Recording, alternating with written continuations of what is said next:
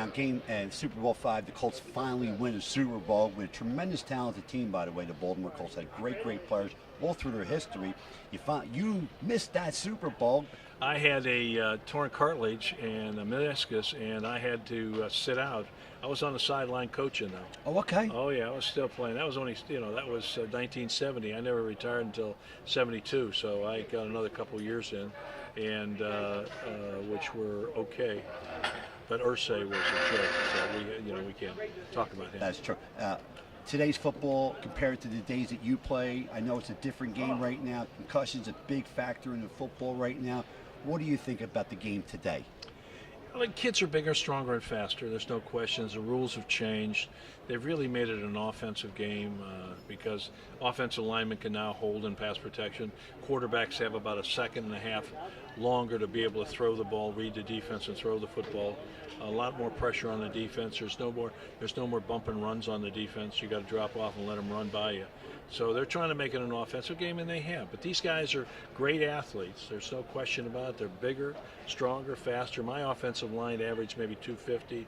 The offensive line for the Ravens is about 325 right now. Yeah, they're all 6'5", 6'7". 6'6". They're just gigantic players. But we played in an era that I wouldn't change anything for. The only thing I like to change is the money. Yeah, that's true.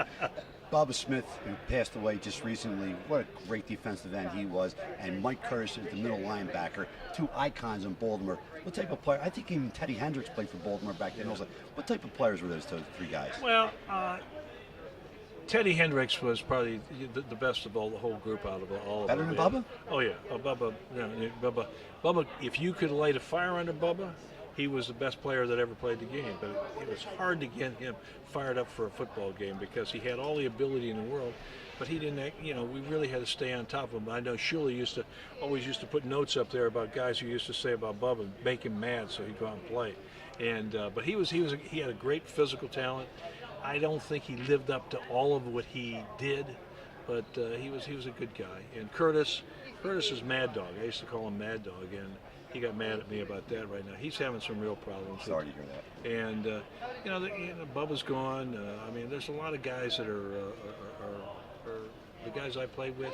They're disappearing too quick for me. I like to have them hang around a little longer. For me, I've always thought that Johnny Unitas had the perfect throw motion. He's a consummate pro. They named the Johnny Unitas Award after Johnny. He still has that record that's going to be broken by Drew Brees and touchdowns consecutive in games. I think Drew's at 43, so this year it could fall with Johnny Unitas. 47, yeah. But Johnny, what a great throw. If I never seen anyone throw the ball as smooth as he did. He had the best form I've ever seen. He had great timing, and all of our routes, because we really had to work on him. Raymond Berry was the unbelievable, and Jimmy Orr and his pass patterns, and you had John Mackey, and Lenny Moore. You talk about a barrage of talent that's on the field, and then you have a quarterback who can throw the football. The key to the whole thing, though, it all starts up front. And if you have a good offensive line, you win football games. And we were fortunate. We had some great offensive linemen, and especially guys like Jimmy Parker. Big guy. And a big guy at the time. But our offensive line only averaged like 250 pounds with Jim Parker, who weighed almost 300. John Mackey gets that catch in the Super Bowl, supposed to be a tip ball. Changed the rule after that. Mackey changes the rule.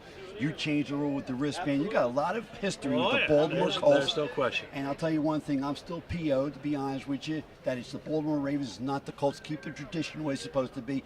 The Colts are in Baltimore, and that's the final say. Well, it is, but we were very, very fortunate to get a guy in here by the name of Art Modell, who deserves to be in the Hall of Fame.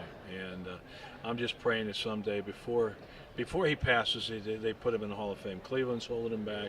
He did such a great job of bringing football back here. And now with Steve Bisciotti as the owner here, and with Ozzie, they've done a tremendous job with the Ravens. And Baltimore has got to be proud of it. But we still miss that Colt name. There's no question about it. Tom, thank you so much for your time. My pleasure. It's been a pleasure. Thank you. Okay, thank you, babes. You got it.